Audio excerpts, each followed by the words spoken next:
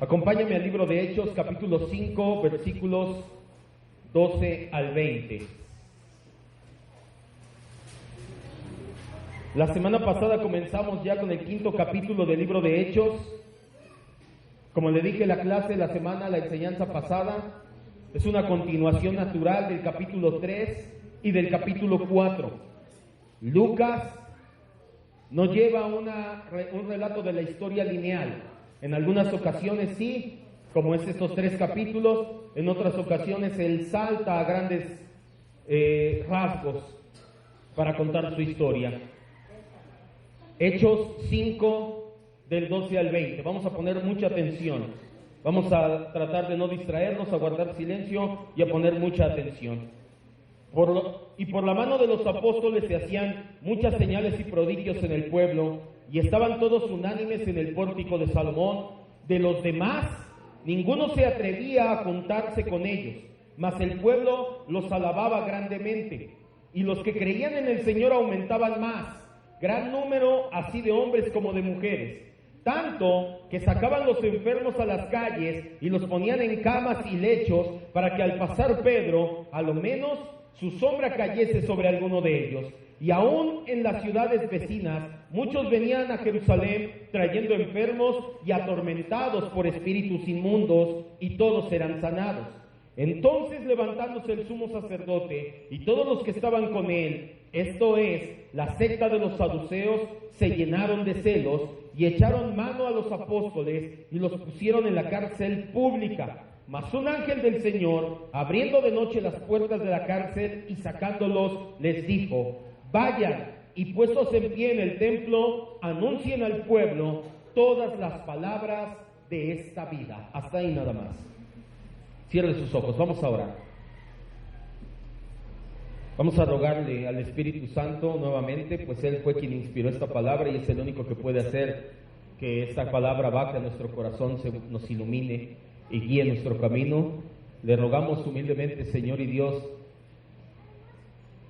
que abra nuestra mente, que abra nuestro entendimiento, que transforme y moldee nuestro corazón con esta su palabra, Señor. No queremos salir de aquí como entramos, de hecho, sabemos que no sucederá así. Usted mismo dice en Isaías, Señor, que así como el agua cae y no regresa literalmente un chorro de agua al cielo, así también su palabra cae y siempre produce el efecto deseado, no regresa sin fruto, no regresa vacía, Señor. Y creemos firmemente que nuevamente hoy no se cumple una excepción aquí, que no va a ser así, que usted va a cumplir su palabra en nuestros corazones, nos va a moldear, nos va a llevar a ser cada vez más como Cristo. Gracias, Señor. Gracias, en el nombre de Cristo Jesús decimos amén. Estamos en el 5.º capítulo del libro de Hechos.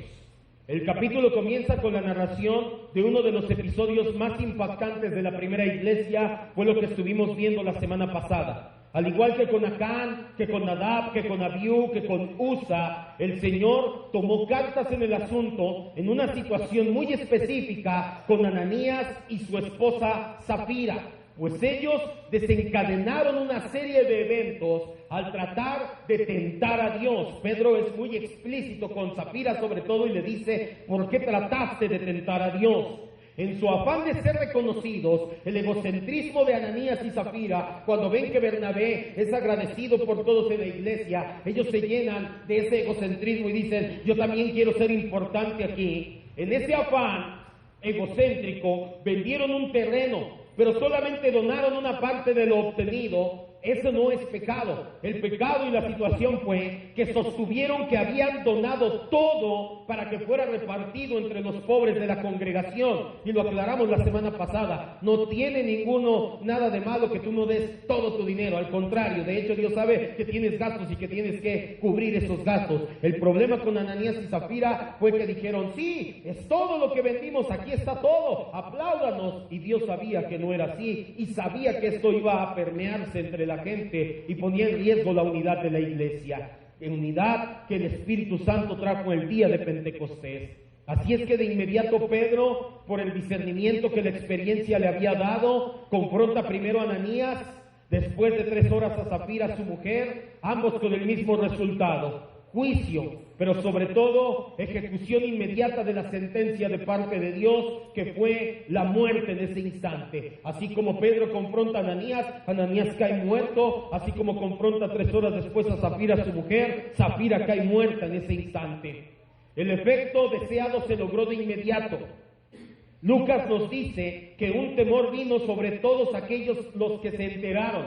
Corrió la noticia rápidamente de boca en boca. ¿Ya supiste lo que sucedió con Ananías y Zafira?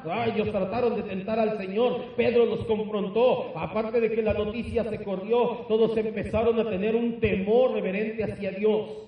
Lo siguiente que nos narra Lucas es la labor a la cual se dedicaron los apóstoles y las reacciones, tanto inmediata como a mediano plazo, de esta labor. Una vez que los apóstoles, sobre todo Pedro, trae el juicio a Ananías y Zafira, dice la Biblia que los apóstoles se dedicaron a la predicación de la palabra y a hacer señales y sanidades. Esto tuvo repercusiones inmediatas. Los arrestaron y los enjuiciaron con castigo de parte del concilio, que esa fue una repercusión a mediano plazo. ¿Por qué? Nuevamente por envidia del Sanedrín. Ya lo leímos, vamos a desglosarlo poco a poco. Versículos 12 y 13, ya tiene el contexto.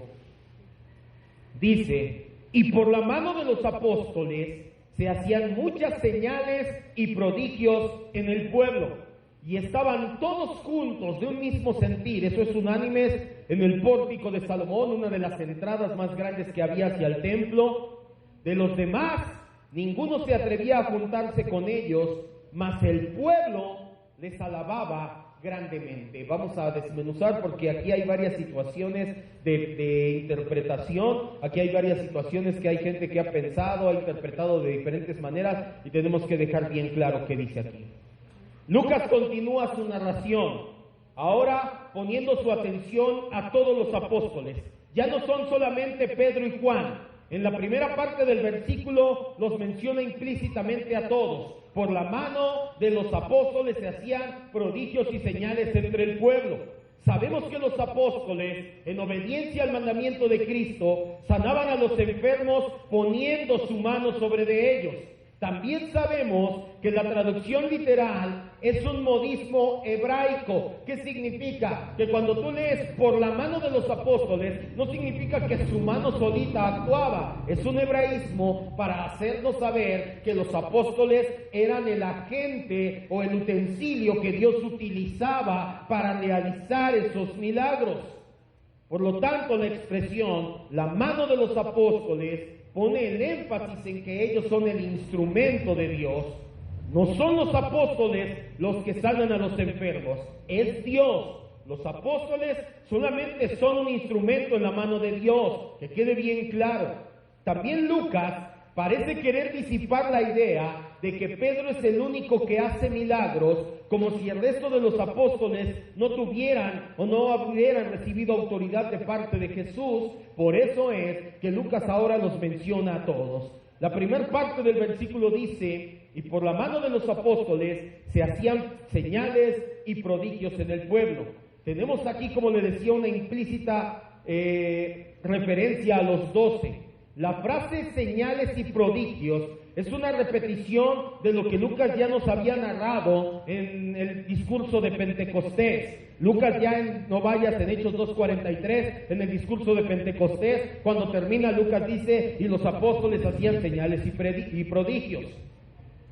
Cuando dice entre el pueblo, Lucas tiene en mente a todo el pueblo de Israel. Mucho ojo, a la nación étnica de Israel, del pueblo de Israel, no del pueblo de Dios o de la iglesia de Dios, como muchos luego han dicho o dicen, es que en el pueblo de Dios se deben de hacer milagros. Ahí dice que se hacían milagros. Lucas tenía en mente cuando dice, y se hacían milagros entre el pueblo, en toda Jerusalén, en toda la parte étnica, en la nación, por así decirlo, de los judíos.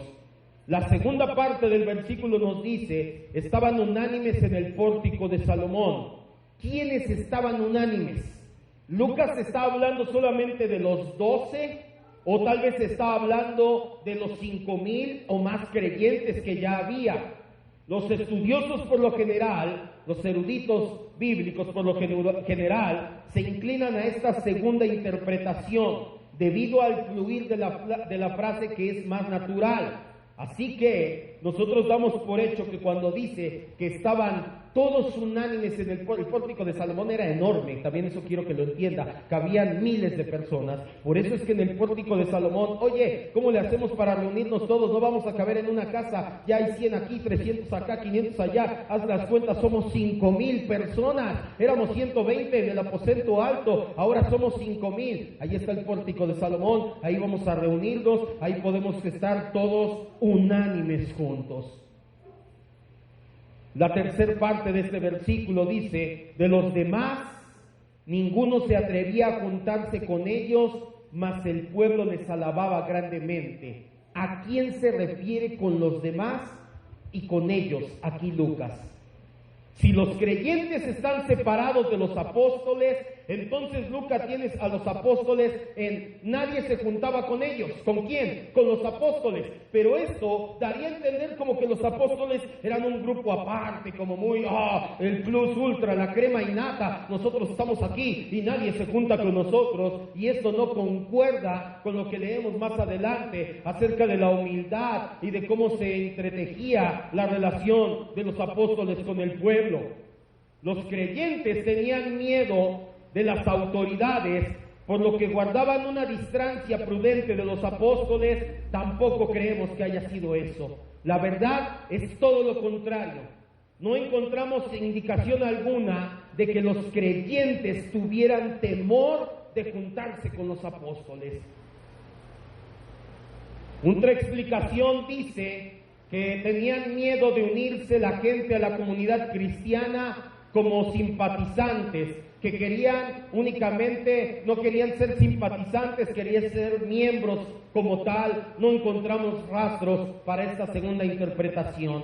La tercera interpretación de este pasaje, y esa es la que nos apegamos porque queremos ser la más coherente, es que se refiere a los no creyentes. Cuando dice y los demás, está hablando de los de afuera, los del pueblo, la gente que todavía no había creído en Cristo. En el Nuevo Testamento, el término generalmente para ellos es incrédulos. Lucas pudo haber puesto aquí, y entre los incrédulos no se juntaban con la iglesia. Si nosotros aceptamos esta interpretación, entonces tenemos que entender que en Jerusalén podemos distinguir tres categorías de personas: los cristianos, los incrédulos y algún remanente del pueblo judío que tenía cierta inclinación hacia el Señor Jesucristo y hacia su evangelio. A causa del juicio que había venido con Ananías y Zafira, los incrédulos no querían reunirse con la iglesia. Tenían temor, decían estos incrédulos: oye, esa gente que se reúne en el nombre de Jesús, el que habían crucificado, es muy estricta la situación con ellos. ¿Oíste de Ananías y Zafira? Murieron en el instante. Mejor, si no voy a entrar con ellos de lleno, prefiero pintar mi raya y no tener comunión con ellos. Pero el pueblo judío, un remanente que ama a Dios, que ama al Señor, tiene tendencia a seguir a los cristianos y los tiene en alta estima. Es a ellos, o cuando Lucas utiliza el pronombre ellos, a los que se refieren. Versículo 14.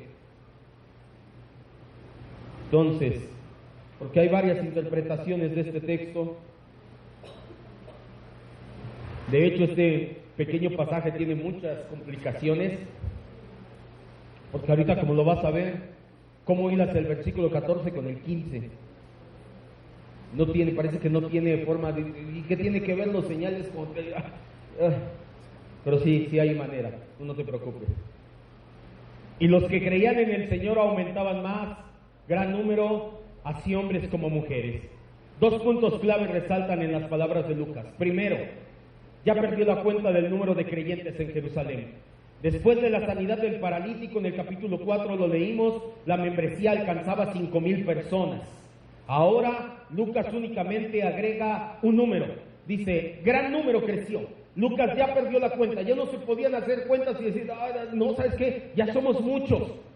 A pesar del miedo de los no creyentes, porque tenían temor, te lo acabo de decir, por eso es que no se juntaban con la iglesia, sabían que era algo de verdad, era una decisión seria, te lo he dicho, no estamos jugando al cristianismo, la primera iglesia no jugaba a ser cristiano, Pedro y Pablo, los apóstoles no jugaban a ser líderes en la iglesia, y se lo dije, aquí no juego a ser pastor y no jugamos a ser cristianos, porque no es el modelo bíblico. La gente lo entendía y sabía que no era un juego reunirse con los cristianos.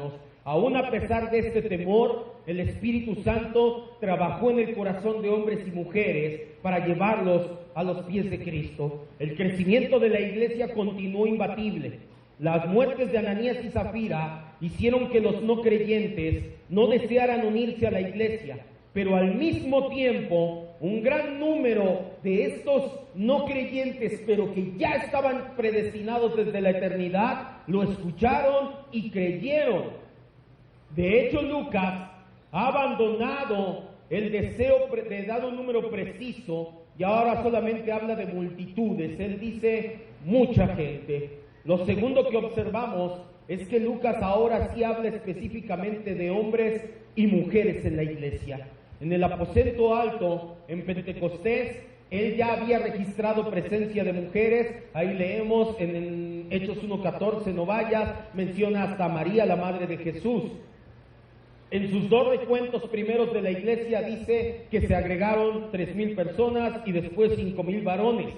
Pero a partir de aquí, y en el capítulo 8, y en el capítulo 9 y en el capítulo 13, Lucas ya hace mención de las mujeres de una manera más significativa. Versículo 15, para aquellos que piensan que la Biblia es misógina o machista, o que Dios es misógino o machista, imagínate, la Biblia nos dice que nosotros los varones debemos de tratar a nuestras esposas como vaso frágil y de tratarlas como Cristo trató a su iglesia. Qué misoginia y qué machismo de parte de Dios, es tremendo. Las mujeres o el movimiento feminista quiere igualdad, pero no saben realmente lo que están pidiendo. Ya después, hace tiempo hablamos de ello en el discipulado. Versículo 15. Tanto, por eso es lo que te digo, ¿cómo relacionas el versículo 13, 12, 13 y 14 con el 15? Te dice, había crecido la iglesia tanto que sacaban a los enfermos a las calles, y dices, ¿qué tiene que ver una cosa con la otra? Ahorita vamos para allá porque han tratado de dar la explicación. Y los ponían en camillas y en colchonetas y en camillas para que al pasar Pedro, a lo menos, su sombra cayera sobre alguno de ellos. ¿Cómo está el versículo 15 relacionado con los dos versículos anteriores? Algunos estudiosos han querido reordenar las palabras del versículo y les dan forma de manera que tome otro sentido. No tenemos el permiso para hacer eso. Otros han querido hacer como un paréntesis y dicen, lo que pasa es que Lucas en el versículo 12 al 14 es como un paréntesis de lo que estaba pasando y el versículo 15 ahora sí nos sigue narrando su historia. No tenemos muchos elementos para caer en ello. El énfasis en este pasaje tiene una combinación de que la gente traiga a sus enfermos a las calles, se deriva de que muchas personas están creyendo en el Señor. Quiero que me vea, levante su mirada y entienda esto que le estoy diciendo. ¿Cómo ligamos estos versículos? Oye, la iglesia está creciendo, la iglesia son muchos, tanto que están sacando a sus enfermos a la calle. Ah, caray. Pues hay un conector entre estos dos que es la fe o el creer. La gente está creyendo, la gente está teniendo fe en el Señor Jesucristo y en el Evangelio, tanto que entonces se dan cuenta que el Señor los puede sanar y por eso están sacando a sus enfermos a la calle. El énfasis entonces cae en la fe, en creer. Esta gente que cree en el Señor también confía en que puede sanar a sus enfermos. El contexto parece indicar que su fe no se basa solamente en los milagros que los apóstoles hacen. Entienda esto que le estoy diciendo. Ellos quiero que entienda, para que no tergiversemos y después andemos haciendo de milagreros o creyendo en milagreros modernos.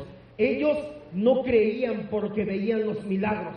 Ellos ya tenían fe en el Señor Jesucristo y sabían que el Señor Jesucristo había comisionado 1, 2, 3, 12 para poder hacer milagros. Y como ya creían en el Señor Jesucristo, decían, vamos a la calle para que cuando pase alguno de ellos, aunque sea su sombra, nos toque y nos sane. Porque en el evangelio que me contaron, me dijeron que el Señor Jesucristo me salvó de mis pecados, pero también me dijeron que envió a esos hombres para poderme dar sanidad de mi cuerpo, físicamente hablando. Esto tiene que quedar bien claro. Son dos situaciones totalmente distintas. La gente no veía milagros y decía, ya creo en Cristo porque vi un milagro.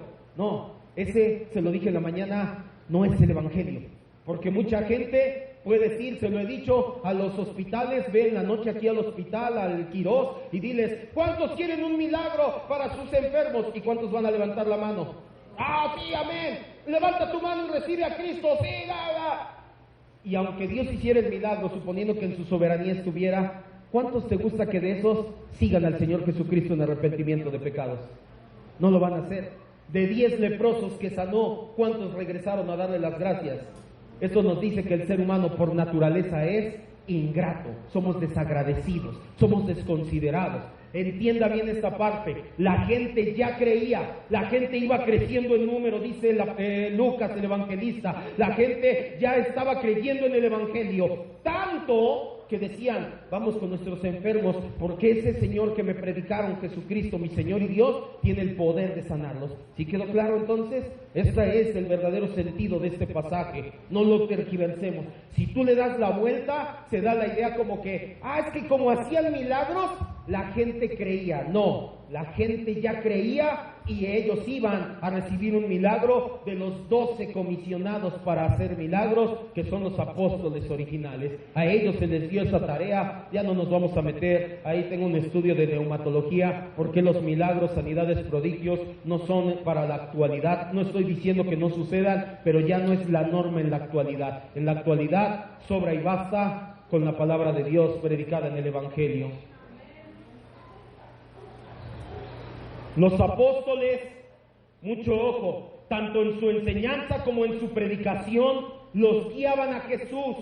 Ellos no llamaban la atención sobre de sí mismos, no robaban el corazón de la gente. Por ser los primeros comisionados al gran llamamiento, ellos tuvieron el poder y la autoridad para obrar milagros, pero siempre fueron cuidadosos de llevar a las personas a poner su mirada, su corazón y su fe en el Señor Jesucristo. También tiene que entender esto. Los apóstoles no decían, voy a pasar el domingo a las 3 de la tarde ahí el que esté Lozano. Ellos hacían sus actividades normales.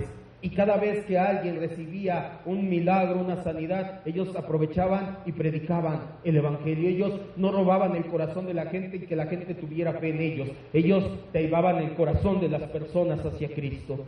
La gente llevaba a sus enfermos a las calles principales, a las plazas del centro de la ciudad, completamente seguros de que ocurriría un milagro. No hay magia, no hay truco. Los enfermos sanan porque ya tienen esa fe en el Señor Jesucristo.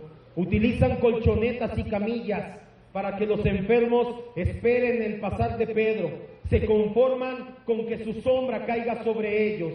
La sombra es producida por un objeto que bloquea la luz, pero de ninguna manera es parte de ese objeto. Estos enfermos ni siquiera van a tocar el vestido o el pañuelo de Pedro, como sucedía con Pablo. Pablo decía, mándales esta prenda y que la toquen, y el que la toque queda sano. Mi corbata, por decir algo, por citar algo, mi cinturón. Ellos ni siquiera esperaban tocar un accesorio de Pedro.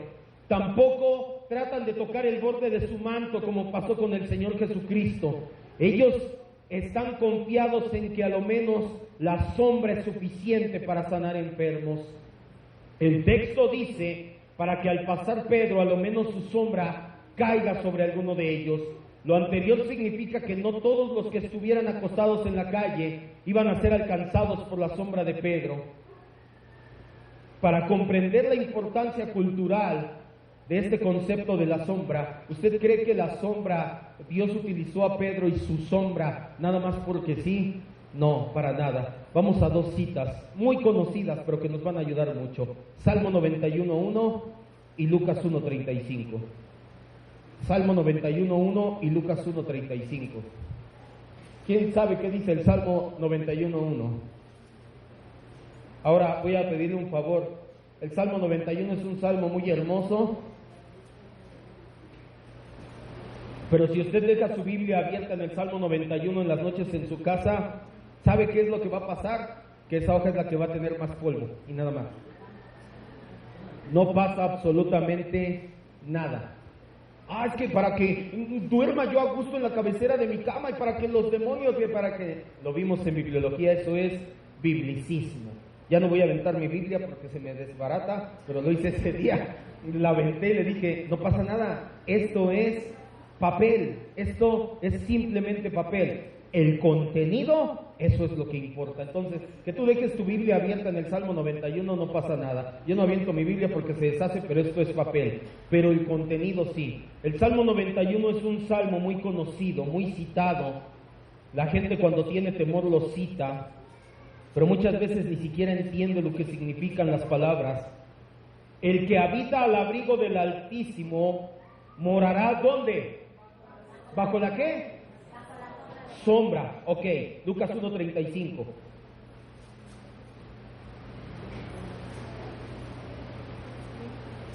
Lucas 1:35.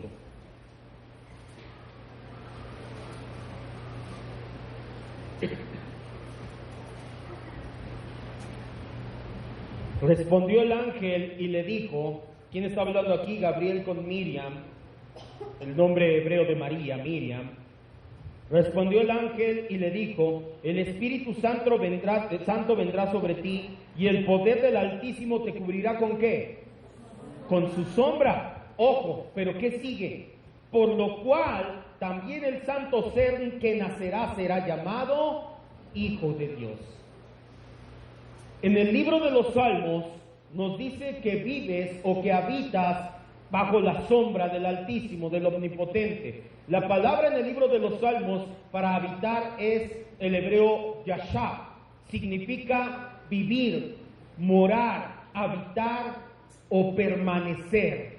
Por lo tanto, habitar bajo la sombra del Altísimo, como dice el Salmo 91:1, significa permanecer bajo el cobijo del Altísimo, permanecer en Cristo. Pero no se queda ahí. El que habita bajo la sombra del Altísimo, no significa que Dios va a poner su mano, va a hacer sombra y tú estás ahí, bien tranquilo.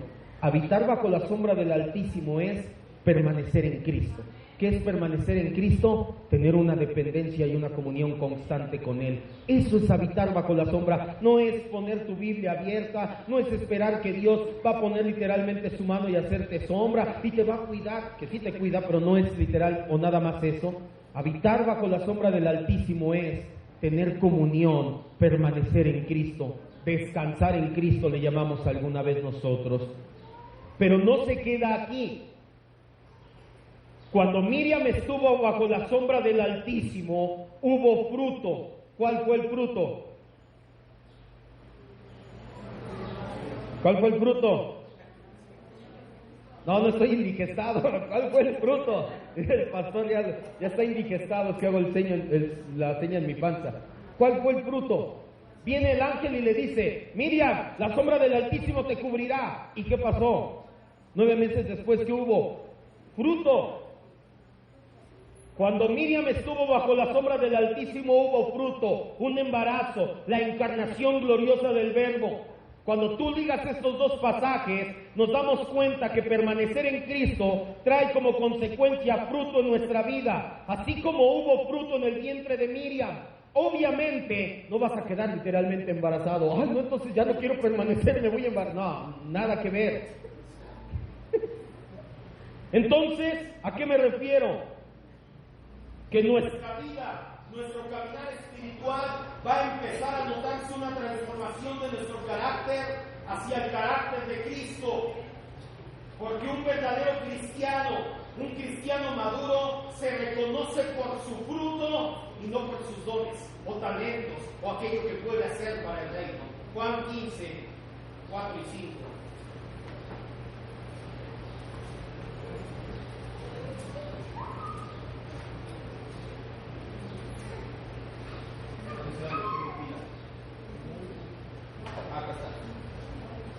Juan 15, 4 y 5. ¿Por qué no me dicen que ya no soy de la bocina? Sí. ¿Desde aquí ahora estoy hablando sin micrófono? ¿Apenas?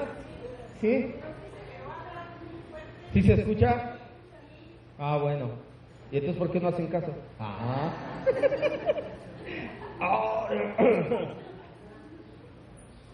Hacemos, dijo el otro. Juan 15, 4 y 5. Para no distraernos, vamos a retomar. Pedro pasaba y su sombra tocaba a alguien y era sanado. Pero el Señor no deja que Pedro su sombra sane nada más porque sí, no nada más es porque, a ver qué pasa, su sombra. En la Biblia encontramos que la sombra tiene un significado que estamos descubriendo en este momento. En el Salmo 91 dice, el que habita a la sombra del Altísimo. Habitar es un sinónimo de permanecer. Y cuando vemos que Miriam habitó bajo la sombra del Altísimo, hubo fruto. Cuando tú y yo habitamos, cuando tú y yo permanecemos en Cristo, va a haber fruto, que es una vida transformada, un carácter cada vez más a la imagen de Cristo. Porque un verdadero cristiano, un cristiano que va madurando, se reconoce no por sus dones, por milagros, por talentos, por conocimiento. No estoy diciendo que eso no vale, pero realmente se va a reconocer por el fruto, por un carácter a la altura que el Espíritu Santo nos marca en el libro de Gálatas capítulo 5. Juan 14, 4 y 5, el Señor Jesús no lo puede decir más claro. Permanezcan en mí. Él toma una analogía versículos antes acerca del pámpano y la vid, de las ramas y el árbol, y dice, permanezcan en mí y yo en ustedes. Como el pámpano, como la rama no puede llevar fruto por sí misma, si no permanecen en el árbol, tampoco ustedes van a llevar fruto si no permanecen en mí. Yo soy el árbol, ustedes son las ramas. El que permanece en mí y yo en él, que dice, lleva mucho fruto. Te estás esforzando por imitar el carácter de Cristo, deja de esforzarte y empieza a descansar y a permanecer en Cristo. Empieza a tener comunión con Él, empieza a conocer y a disfrutar su amor incondicional y tarde o temprano lo vas a reflejar, hasta sin darte cuenta. Ya cuando veas vas a estar perdonando y dices, caray, ya hasta lo perdoné, mira, gracias Dios. Ahora entiendo que lo perdoné porque he disfrutado tu perdón todo este tiempo. Pero esto no se va a dar de la noche a la mañana y no se da en automático por ósmosis. Tienes que tener comunión íntima con el Señor. Así como la rama está pegada todo el tiempo al árbol, tienes que permanecer o descansar en Cristo en todo momento. Podemos ver entonces que la sombra es más que suficiente para que Dios extienda su poder sanador y santificador para el ser humano. En la sanidad del enfermo Dios demanda fe. La fe ya está presente aquí. El versículo 14 nos dice que las multitudes de hombres y mujeres creían ya en el Señor y por eso sacaban a sus enfermos para que fueran sanados. Pero no solamente en Jerusalén, sino también en lugares cercanos. Versículo 16, vamos a leerlo. Regrese a Hechos 5.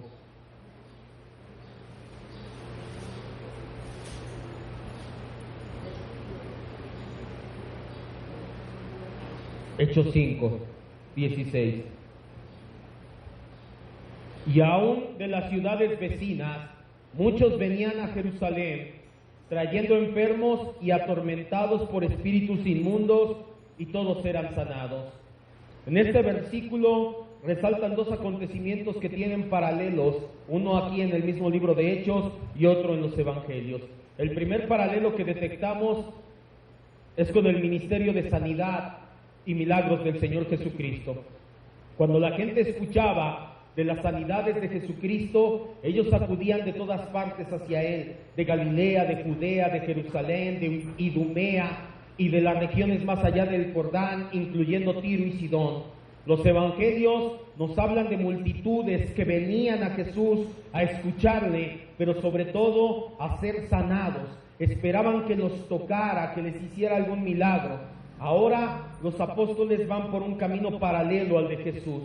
Ahora los apóstoles les ocurre exactamente lo mismo. Las multitudes vienen no solamente de Jerusalén, sino de los pueblos vecinos a Jerusalén. La influencia de la iglesia, ya después lo vamos a ver, cuando veamos el siguiente discipulado, ya estoy preparando el siguiente discipulado, la influencia de la iglesia comienza a sentirse y a expandirse cada vez más y más allá de los límites de Jerusalén. El segundo paralelo es la sanidad del paralítico en la puerta, la llamada La Hermosa. ¿Por qué? ¿Qué tiene que ver la sanidad en Hechos 3, del 1 al 10, cuando van Pedro y Juan a orar en la puerta La Hermosa, ven un paralítico, no tengo oro ni plata, levántate? ¿Qué tiene que ver con esto? Esta sanidad, al igual que estos milagros, provocaron el rencor del sumo sacerdote y de los saduceos. En aquel entonces, con el paralítico, expresaron su malestar y encarcelaron a Pedro y a Juan, los llevaron a juicio, ya lo estudiamos todo aquí. Pedro, lleno del Espíritu Santo, los confronta y les dice: ustedes crucificaron a Jesús, pero no hay otro nombre bajo el cielo en el cual haya salvación. Esta sanidad también, de las sanidades y milagros que estamos leyendo, los apóstoles nuevamente levantan los celos de los saduceos y se da una situación parecida, y eso lo leemos en los versículos 17 y 18. Acompáñame. Versículo 17 y 18 dice: entonces, levantándose el sumo sacerdote, la palabra entonces es una conjunción, te está hablando de que no tiene un contexto. El contexto son los versículos anteriores. No se levantaron el sumo sacerdote nada más porque sí, sino por lo que estaba pasando. Y todos los que estaban con él, esto es el partido de los saduceos o la secta, se llenaron de celos. ¿Celos por quién o de qué? Ahorita vamos a ver. Y echaron mano, arrestaron a los apóstoles y los pusieron en una cárcel pública. La sanidad de los habitantes en Jerusalén y sus alrededores dio origen a que se empezara a crear fama. Empezaron a hablar todos: ¿ya viste? Vamos a Jerusalén, están sanando enfermos. No, el Señor está haciendo cosas maravillosas. No se olvidó de nosotros, nos visitó con Jesús, están sus apóstoles. Miles andaban detrás de ellos, quienes les atendían en las calles, en la plaza, pero también en el área del templo conocido como el Pórtico de Salomón, una de las puertas más grandes, con un techo enorme. Ahí cabía mucha gente, y por eso es que empezaron a levantar gran revuelo. La reunión de tanta gente no pudo pasar desapercibida para el sumo sacerdote y para el Sanedrín. Ellos percibían que se les venía un problema encima. Un problema que no pudieron resolver cuando prohibieron a Pedro y a Juan enseñar en el nombre de Jesús. No queremos que enseñen más, y dijeron: con eso basta. Y se dan cuenta que no bastó, que al contrario, que ellos oraron al Señor por denuedo, y ahora ya no son 5,000, ya ni siquiera se pueden contar, y ya no se juntan en las casas o en un aposento alto. Ahora están en el templo, en una de las entradas más grandes, y son muchísimos, y para acabarla están realizando sanidades, milagros, y están liberando endemoniados. Y mucho ojo, acuérdese, los saduceos no creían ni en ángeles ni en demonios. ¿Y cómo manda el Señor liberar a los apóstoles? ¿Por medio de qué? Lo acabamos de leer. ¿Quién los liberó? Un ángel. Me parece que el Señor sí tiene sentido del humor. Y mucho. ¿No creen en ángeles? Pues ahora un ángel va a liberar a mis siervos. El texto en griego nos dice que el sumo sacerdote se levantó. Quiere decir que entró en acción. Para él, el movimiento dirigido por los apóstoles ha crecido demasiado. Asumimos que el sumo sacerdote es Anás y no Caifás, su yerno, y que los demás miembros del Sanedrín son miembros de su familia. Esto ya lo estudiamos hace un par de semanas cuando vimos el capítulo 3, y hace un par de meses cuando vimos la crucifixión del Señor Jesucristo. Ahí puede ir y retomarlo. El término secta de los saduceos viene de la palabra griega airesis, que ha derivado en nuestra palabra latina herejía o herético. En Hechos, el término secta, airesis, tiene una connotación a veces buena, a veces mala. En Hechos, para nosotros como cristianos, quiero que entienda esta distinción. Cuando yo le digo, cuando encontramos bíblicamente, porque no es lo que yo diga, una herejía no tiene otra connotación más que se está separando de la verdad. Pero en el libro de Hechos, Cuando tú encuentras la palabra ayéresis, cuando encuentras la palabra secta, necesitas ver el contexto para ver si te está hablando de algo favorable o algo desfavorable. Aquí tiene una connotación positiva. No les habla Lucas de secta o de ayéresis en el sentido de que eran malos y se habían desviado del camino. El partido de los saduceos era eso, un partido de varios que se habían dado en la época de los macabeos 300 años antes de Cristo, y el partido de los saduceos, la ayéresis o la secta, era el partido que gobernaba Israel. El sumo sacerdote y sus colegas eran supervisores espirituales, controlaban los servicios y controlaban todo en el templo. Al mismo tiempo eran los gobernantes políticos y ejercían liderazgo en el Sanedrín, y en vista de todo esto, ellos tenían temor de que hubiera un disturbio local. Por esa razón se opusieron tan tenazmente a los apóstoles, porque ellos reunían en torno suyo a una multitud tan grande que de inmediato el partido de los saduceos dijo: oye, tanta gente, no puede faltar que haya algo difícil y alguna situación en el pueblo, y entonces nos la vamos a ver con Roma. Pero Lucas agrega una nota por el cual hicieron realmente las cosas, o el meollo por el cual hicieron las cosas. Dice, porque se llenaron de celos. ¿Qué celos tenían? ¿Celos por Dios? ¿Por su pueblo? Que no, ¿cómo pueden predicar algo que no sea la Torá? ¿Cómo pueden predicar algo y engañar al pueblo? Claro que no. La envidia, los celos de los saduceos es una envidia personal y vengativa. Para ejemplo, tenemos el hecho de que Anás fuera todavía sumo sacerdote cuando tenía que ser Caifás, su yerno, por sucesión. El poder y la autoridad de estos líderes políticos y religiosos está desafiada por los apóstoles. Ya lo hemos visto, ellos se sentían en la cúspide social y veían que un puñado de iletrados ponía en riesgo todo lo que tenían. Por lo tanto, dicen ellos, hay que actuar rápido. El sumo sacerdote y su partido ordenan al capitán de la guardia del templo y a sus oficiales arrestar a los apóstoles. Suponemos que dieron la orden en la tarde y por eso ellos pasaron la noche en una cárcel pública. Ojo, esta cárcel pública es una cárcel del Estado y no es la misma cárcel donde estuvieron Pedro y Juan. Ahora, en esta cárcel están compartiendo un rincón con ladrones y asesinos. En los tiempos del Nuevo Testamento, los prisioneros eran mantenidos en las cárceles públicas por un periodo limitado de tiempo en lo que esperaban juicio y sentencia. Versículos 19 y 20, vamos a terminar ya.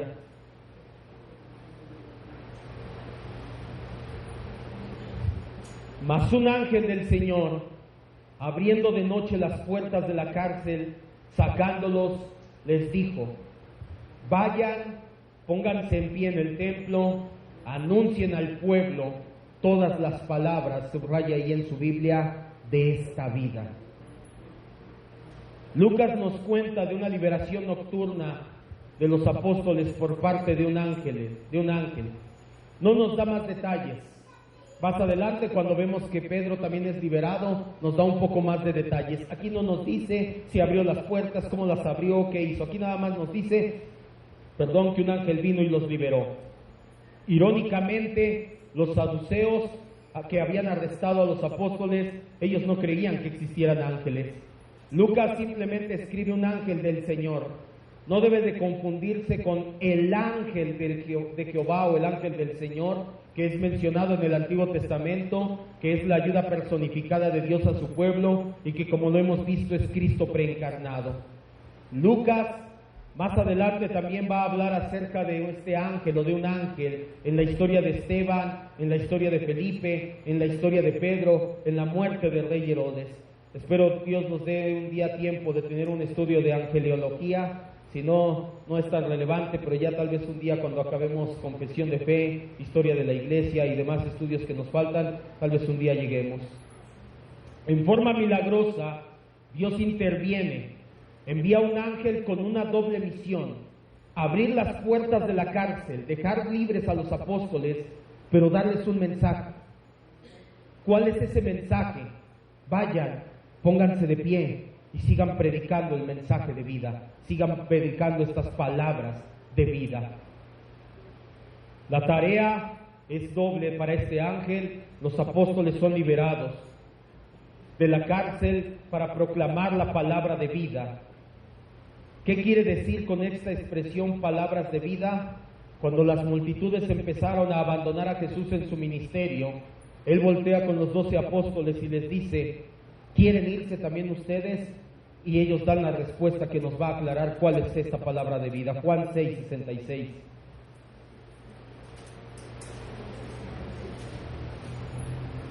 Juan 6, 67 y 68, perdón.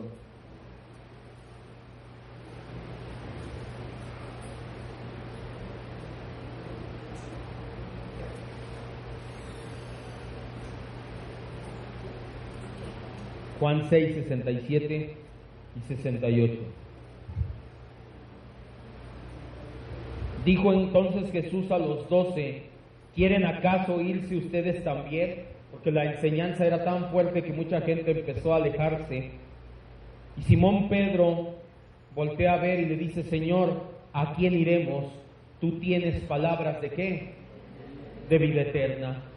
Estas palabras de vida que habla el ángel son entonces el mensaje de salvación, el mensaje de vida eterna mediante la resurrección de Cristo. Lo vamos a ver la próxima semana, cuando los apóstoles son nuevamente llamados al Sanedrín. Ellos proclaman estas palabras de vida nuevamente frente al Sanedrín. Los saduceos rechazaban esta doctrina de la resurrección.